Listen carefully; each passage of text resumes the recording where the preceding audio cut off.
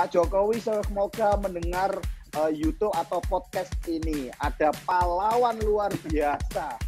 Kalau total yang belajar ke sini sudah ada 70 negara, Pak. Ada. Itu ya, supply ke Shanghai aja, Mas. Mungkin setiap bulan Mas Rusto bisa beli Rolls sudah. 11 sama sekarang yang ada di Shanghai. Dan itu yang terakhir ya, so what's the deal yang di China. Makanya itu ketika saya chat Mas di mana, saya kira itu Mas di China lagi buka pasar. Luar biasa, besar banget itu yang di China ya.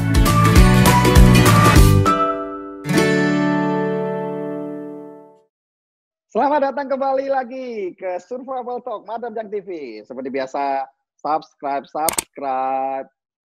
Seperti yang sudah saya janjikan. Sekarang kita akan segera datang ke part yang nomor 2 dari Raja Tempe Dunia. Salam bertahan hidup. Rusto Tempe didaftarkan di Jepang tahun berapa? Sudah merek terdaftar Rusto Tempe.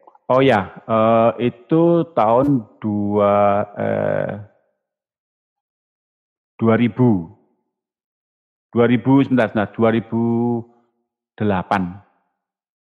2008, sudah 12 tahun ini terdaftar ya. Wah. Ya.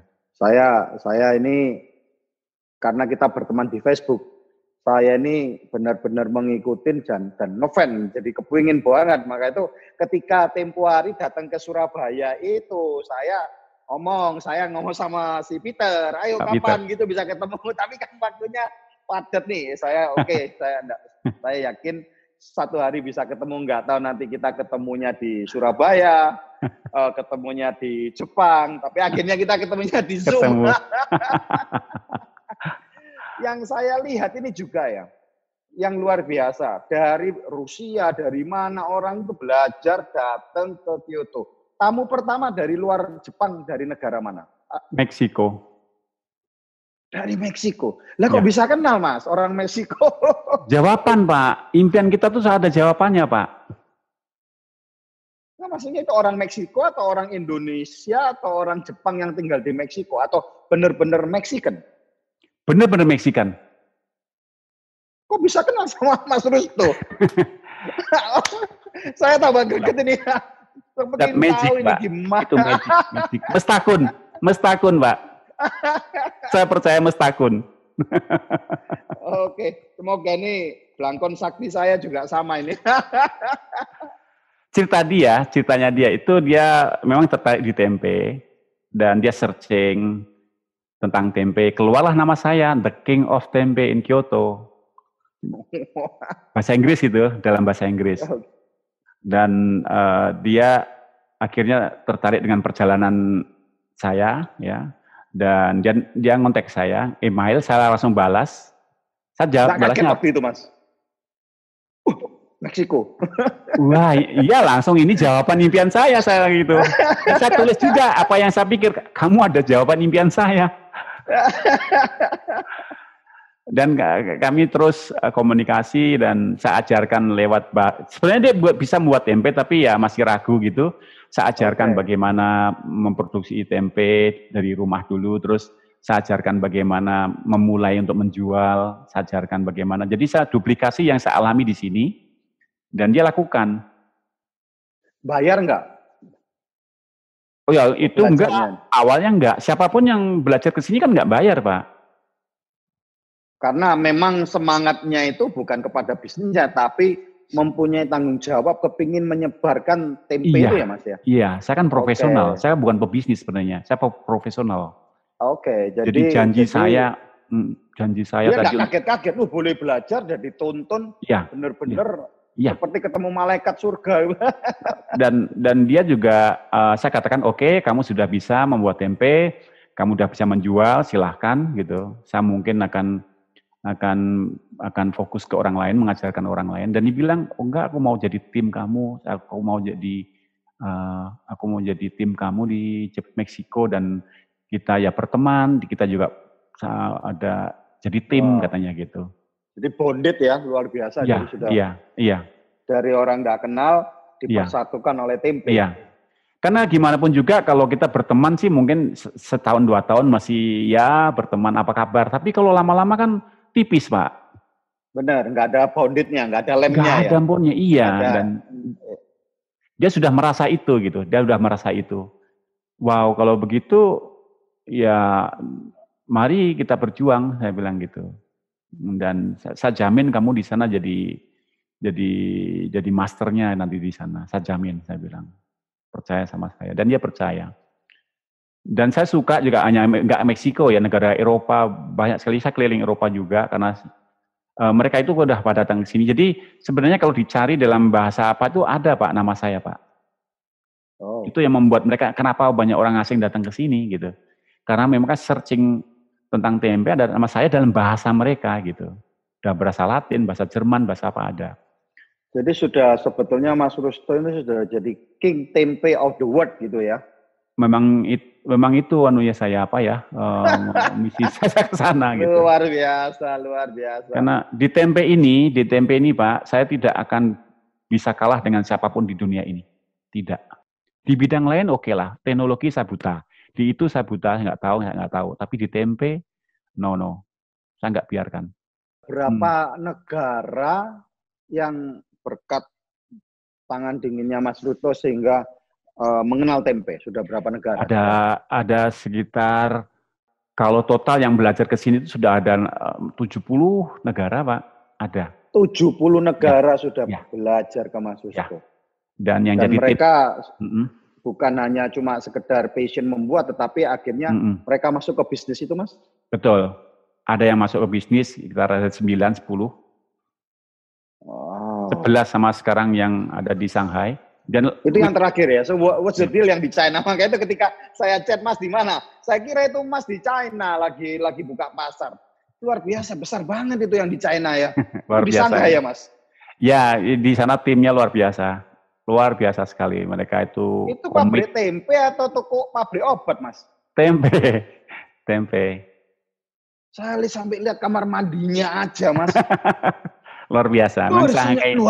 Luar biasa. Di Cina tuh grade-nya tinggi ya, lebih ketat, lebih sulit daripada mungkin di Jepang atau negara-negara yang sulit ya untuk regulasi. Regulasi perusahaan makanan di China lebih tinggi daripada di Jepang? Iya, ya artinya tingkat kesulitannya itu izinnya segala macamnya. Ya, yang orang nggak mengerti itu karena banyak yang menganggap di China itu standarnya very low, apa aja bisa dilakukan. Ternyata ini yang orang tidak banyak tahu. Tidak tahu. Air aja harus dicek dalamnya kandungan ada apa. Apalagi kedelai, biji, dicek juga laboratorium. Semua pakai laboratorium. Dan semua harus mengikuti standar. Oke, sorry. What's the deal? Jadi dengan China itu Mas yang kerjasama di China atau gimana Mas? Kerjasama. Sudah operasi ya? Kemarin saya lihat video baru mulai. Sudah final check ya? Sudah produksi. Ya, udah mulai. Wah, ini apa persiapan. Ikut bangga Mas, luar biasa. Teman-teman juga pada heran karena memang saat corona seperti ini kok di sana dibuka pabrik tempe gitu. Dan memang ya bukannya apa, tapi persiapannya udah lama. Berapa tahun Mas? Ya persiapannya sudah hampir 2 tahun lebih. Kok bisa ya Mas ya? Pihak dari China di Shanghai itu Mas ya? Shanghai. Itu mereka nyari emas atau gimana ya? Iya, ada nyari. Karena ada tulisan meskipun tidak banyak orang yang mau mengerti ini. Kalau Anda sekarang mau besar, masuklah di pasar China. Karena China itu penduduknya ngeri banget. Dan bukan hanya mereka itu banyak Mas ya. Mereka daya belinya kuat.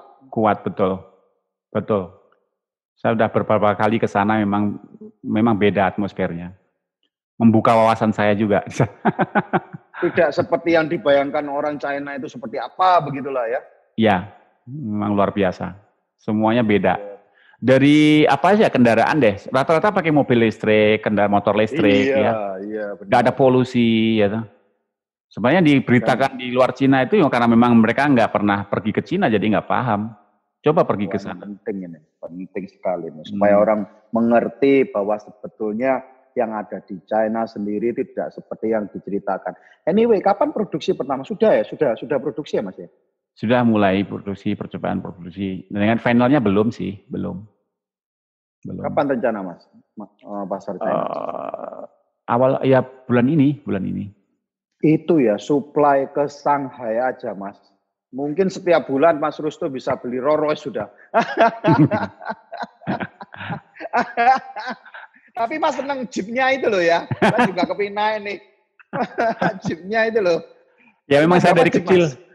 Ya ada dua Pak. Yang mobil kuno sih, ya mobil Jeep Willys. Jeep. Itu Willys ya? Itu bukan, Willys. Itu utility Pak. Oke, itu kuno ya memang ya? Kuno ya. Itu bekas kendaraan perang di Vietnam. Oke, American punya ya itu ya? Ya, kalau yang satu lagi di Jogja itu memang mobil Perang Dunia Kedua. Dah nikmati. Dulu kepinginnya membawa mimpi ke Jepang, berharap bisa menguasai Jepang. Tetapi ketika sudah masuk ke pasar Cina, soalnya Jepang ini sangat kecil ya omsetnya bakalan ya. Penduduknya banyak di Cina. Ya. Iya, penduduknya berapa miliar itu ya? 1,8 miliar, Mas. Iya. Kalau memang sudah ada studi. Kenapa? Sorry, sudah ada studi enggak kira-kira bisa lempar berapa? Karena China sih nggak ada tempe ya. Nggak ada. Dan bisa berapa cepat ya mereka bisa mengenal ya, dan mau mulai mengkonsumsi tempe ini ya? Ngalir saja. Ngalir saja. Ya. Tapi dengan bangunan yang kayak begitu mah.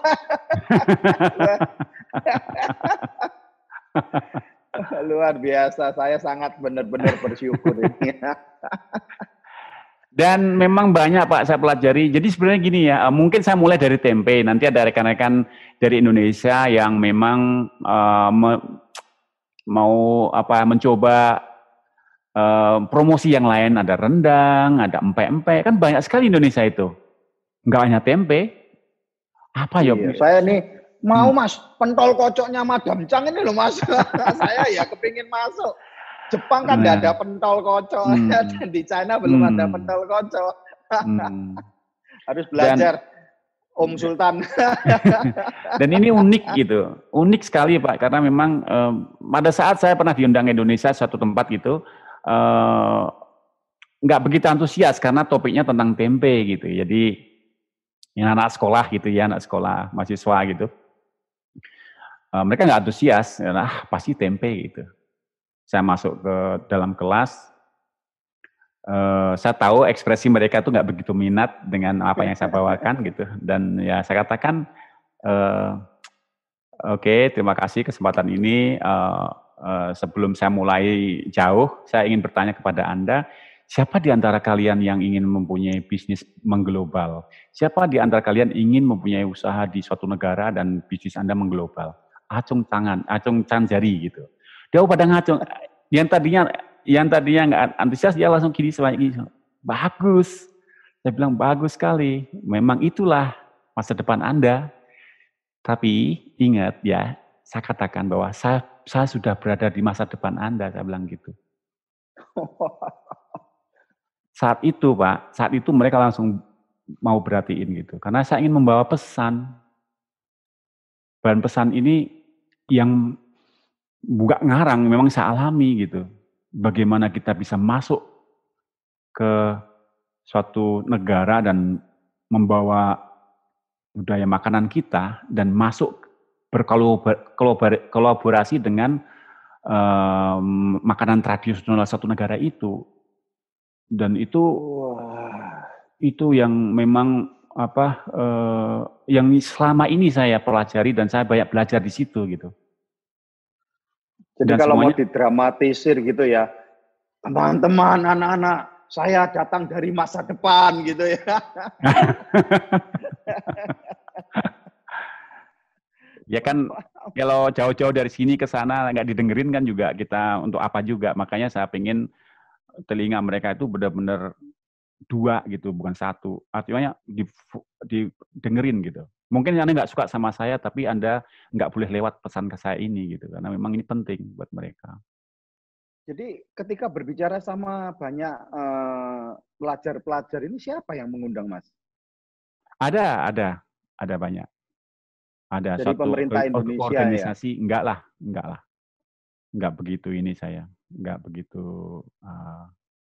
jauh-jauh ke sana gitu ya. Teman-teman yang punya organisasi, yang mereka peduli dengan kemajuan pendidikan Indonesia, peduli dengan masa depan Indonesia, mereka undang kami datang, beli tiket sendiri gitu. Jadi enggak terlalu inilah.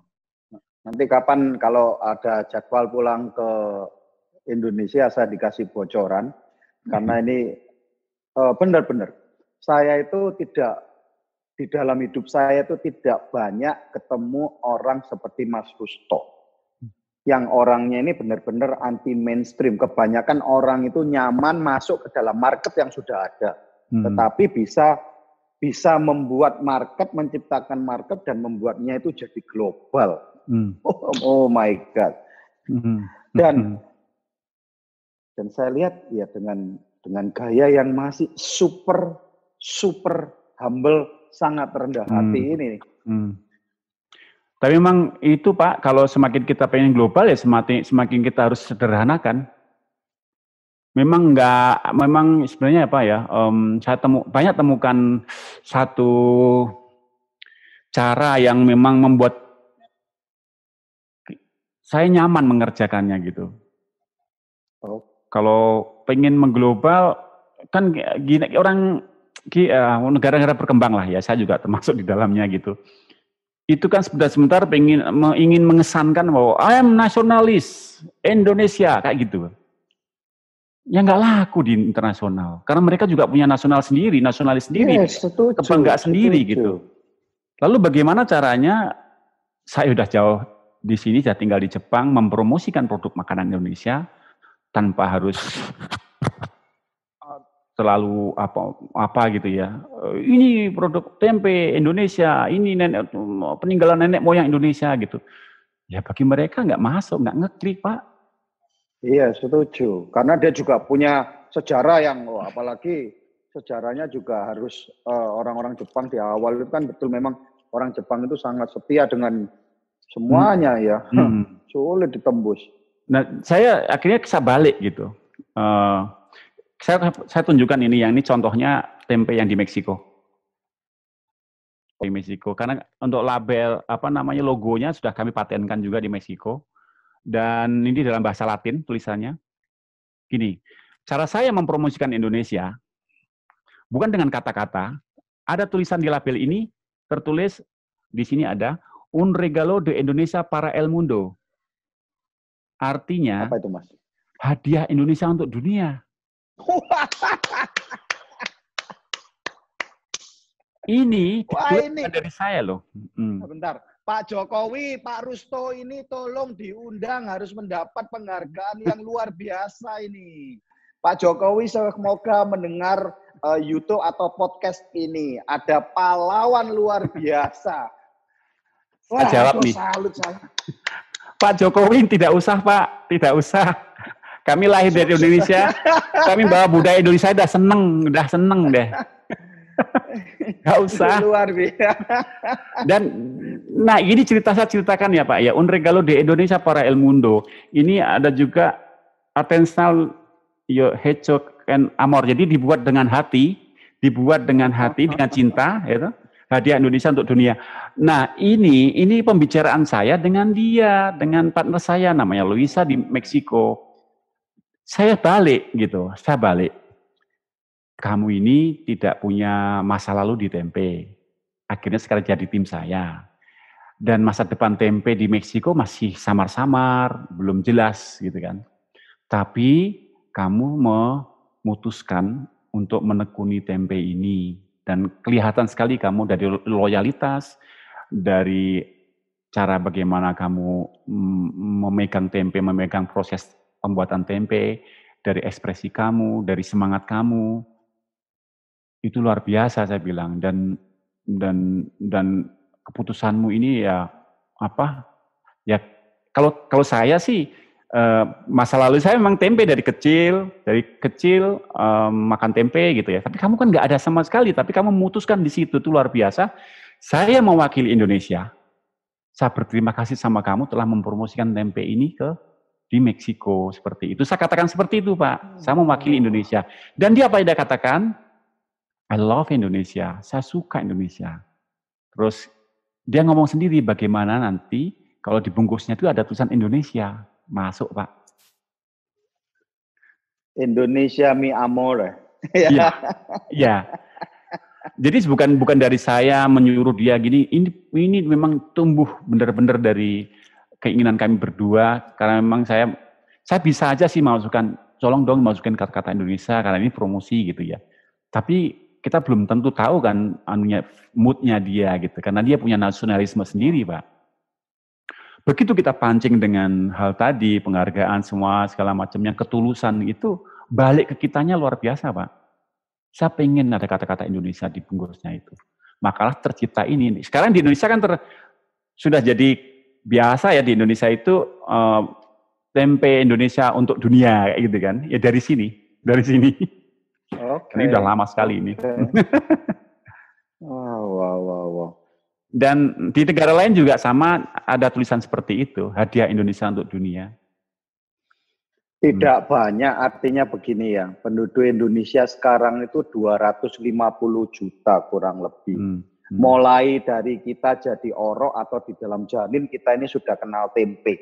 Tapi hanya satu orang, seper 250 juta yang bisa membawa tempe go global. Oh, salut Mas. Luar biasa.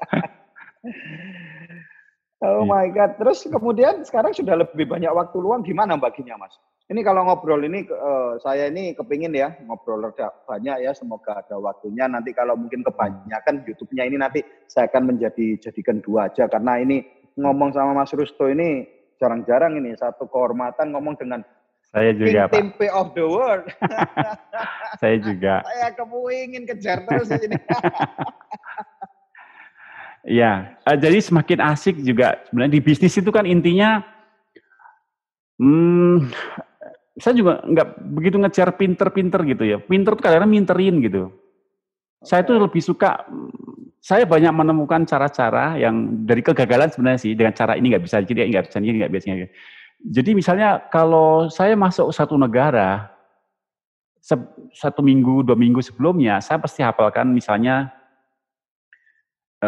saya diundang misalnya ke Eropa, ke mana? Ke Austria, ke Vienna atau ke Graz gitu. Saya pasti hafalkan satu lagu yang memang masyarakat sana banyak tahu. Pakai gitar, pakai nyanyi, pakai apa gitu. Saya mesti harus hafal gitu, Pak. Dan pada saat nanti di sana, folk songnya sana gitu. Kalau Indonesia misalnya Bengawan Solo atau apa gitu ya, lagu-lagu yang semua orang tahu lah gitu ya, kemesraan atau apa itu ya. Di sana juga ada, pasti ada. Dan pada saat kita datang disambut pakai tos, setelah itu kita minum, saya nyanyikan lagu itu. Saya katakan saya memang susah payah menghafalkan lagu ini, dan saya sampai sekarang pun nggak tahu artinya, tapi saya suka. Boleh saya nyanyi, saya hadiahkan untuk Anda semua. Nangis, Pak. Gini, Pak. Nangis, gini. Artinya apa? Kita nggak perlu bla bla bla bla bla bla macam-macam saya begini saya begitu saya terus gitu loh. Bosen. Ya, jadi artinya langsung aja ya. Straight to the heart gitu langsung ya. Iya. Kita nggak perlu minterin, tapi kita melayani mereka, menghargai mereka dengan lagu-lagu mereka. Mereka juga mungkin kadang-kadang ada dalam musik, dalam apa yang kita musik yang lagu yang kita bawakan ini kadang-kadang nggak pas, tapi mereka melihat kesungguhan, sangat appreciate kesungguhan hati, ketulusannya ya. Itu Pak, itu yang selama ini yang masih rankingnya paling tinggi, artinya yang paling mengena gitu, Karena setelah itu ada loyalitas segala macamnya, dan orang ini nggak mau jauh sama saya, artinya ya apapun dia hubungin saya, gimana kabarmu, yang selalu menanyakan kabar gitu. Mereka rindu, kalau setelah corona aku datang ke sana lagi ya gitu. Jadi hubungan itu yang penting pertama itu dijalin dulu, dan ada tadi Bapak bilang tadi ada bonditnya. Nah di situ yang membuat mereka juga antusias dan loyal. Nah, saya suka dengan mereka karena sikapnya, maksudnya suka sikapnya mereka itu, mereka orang pinter-pinter itu. Tapi mereka tuh simpan dulu, Pak. Mereka simpan dulu itu, knowledge-nya dia simpan dulu. Disingkirin dulu, dia buat ruangan yang luas untuk menampung apa yang saya katakan, apa yang saya sampaikan, dicatat. Wah, pokoknya kayak gitu, dimasuk ke memori mereka gitu. Kalau mereka nggak tahu, mereka telepon, terus saya katakan, saya akan loyal sama kamu karena kamu telah memutuskan suatu hal yang berat. Saya pikir berat karena memang kamu nggak punya masa lalu di Tempe, dan untuk konsekuensinya saya akan loyal sama kamu. Kamu bisa bangunkan aku jam 2, jam 3 pagi, jangan lihat jam. Memang sering saya dibangunkan gitu. Dibangunkan. Karena memang juga perbedaan waktu antara Meksiko dengan Kyoto ya. Iya, ya nggak Meksiko aja, yang di Eropa, yang di Austria, yang di Swiss. Yang di Meksiko sudah berapa tahun Rusto Tempe di Meksiko? Oh, 7 tahun ya Pak. Sudah 7 tahun ya? 7-8 tahun. Jadi di dunia ini ada berapa Rusto Tempe? Di Jepang sudah ada, yang pakai nama Rusto Tempe. Di Jepang, Meksiko. Jepang, Meksiko, di Swiss. Swiss juga pakai nama Rusto Tempe ya? Ya, Austria. Oh my God, Austria. Perancis, Jerman. Ya, Korea. China nanti juga Korea. Ya, China juga pakai Rusto Tempe nanti ya? Iya. Oh my God. Iya. Berarti sudah berapa negara Rusto Tempe ada? Ada 9-10 sekarang Pak. Saya sedang berhadapan dengan Raja Tempe dunia yang nama Rusto Tempe ini sudah ada di 10 negara. Tetapi saya masih melihat Mas Rusto ini loh, kok ya masih mau ngirim tempe sama anak nyetir sendiri itu loh Mas. Sampai saya ini malu ngomong sama Mas Rusto ini, luar biasa. Raja Tempe, kok masih mau ngirim gitu loh Mas sama anak berdua. Iya memang kalau kita, contohnya gini Pak, kalau kita main gitar terus lama kita nggak pegang gitar, kaku tangan kita Pak. Oke. Dan saya mengajarkan ke anak, begini caranya kalau kita membuat tempe pakai hati. Membuat tempe pakai hati? Hati, iya. Pak, di sensitif ya, di makanan ini sangat sensitif. Kita harus tahu filosofinya. Harus. Itu belajar dari Jepang ya Mas ya? Pengalaman saya Jepang, juga. Karena apa? Sebentar, saya potong, mohon maaf. Apa benar nih kalau orang Jepang membuat ramen, ketika dia susah, ramennya juga nggak enak Mas? Betul. Oh my God, jadi harus tenang terus ini. Iya, karena memang hal terberat dalam usaha atau dalam bisnis itu memang menjaga mood kita happy. Jadi benar-benar ada live connection between antara makanan dan yang mengelola makanan, Mas. Oh, tentu saja. Oke. Tentu saja. Sekarang gini ya, kenapa orang Indonesia kalau makan suka yang masak itu mbok-mbok udah tua, terus pakai tungku, pakai arang, dan itu oh ini paling enak gitu. Karena memang dia pakai hati. Mie Jogja yang masih dikipasin gitu ya. Kalau kita masuk, saya makan di Jogja, lebih masuk bau arangnya dulu gitu ya. Kalau nggak pakai hati kan pakai gas Pak. Oh iya. Dan gini,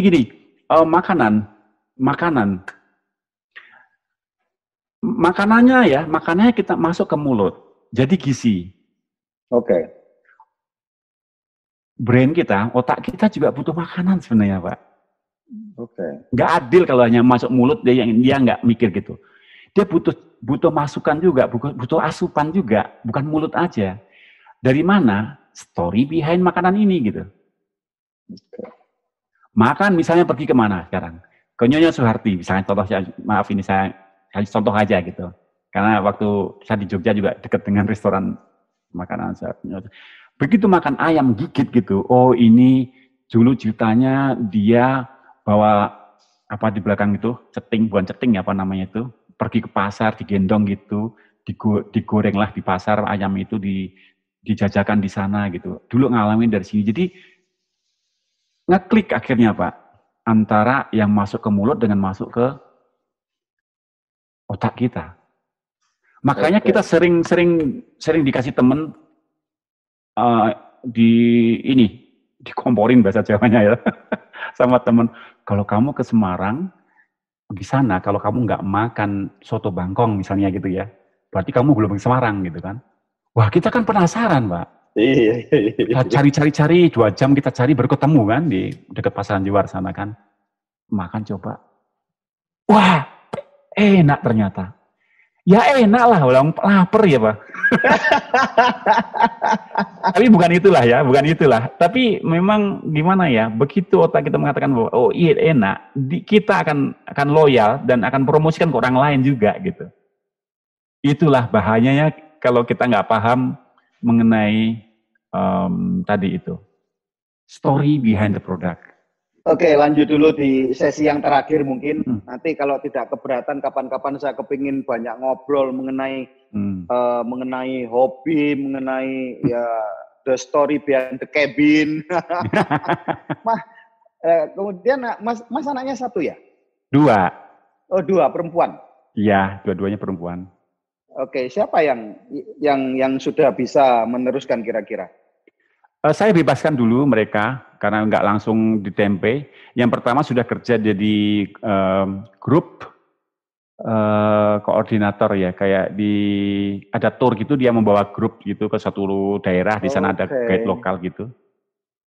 Dan tapi saya lihat itu ya masih luar biasa ya, yang sudah kerja itu yang kadang-kadang ngantar tempe sama Mas itu ya yang nomor 1 ya? Iya, ngantar. Masih mau ngecat cabin bareng-bareng gitu ya.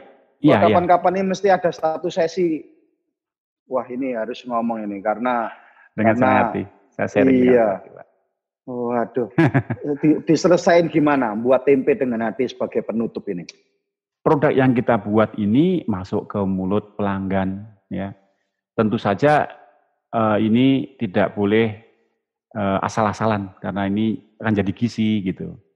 Dan pelanggan ini dia akan membayar ya dengan uang, dan uang itu kita gunakan untuk hidup kita, untuk beli nasi, untuk beli pakaian, untuk sekolah, untuk kamu mau butuh apa, tas segala macamnya itu dari ini gitu. Makanya kalau kita sungguh-sungguh kita membuatnya tempe ini dengan sungguh-sungguh ya semua itu akan bisa tercapai nanti, saya bilang gitu. Dan itu waktu kecil saya ajarkan, Pak. Waktu kecil dia belum paham tentang apa ya, masih sebelum TK gitu. Waktu kecil itu saya ajarkan. Dan itu surprise buat saya karena saya kadang-kadang bisa ngajarkan tapi nggak bisa melakukan gitu lah. Ada kan Pak namanya gitu ya. Suatu saat saya namanya emosi juga ada naik turun kan. Dia bilang, "Pak, buat pakai hati, ini buat tempe ya Pak. Ini lagi buat tempe, nggak bisa emosi, nggak boleh. Kamu harus buat pakai hati, kita harus buat pakai cinta." Dia ucapan itu ke saya Pak, balik ke saya itu. Oh, mental ke saya gitu.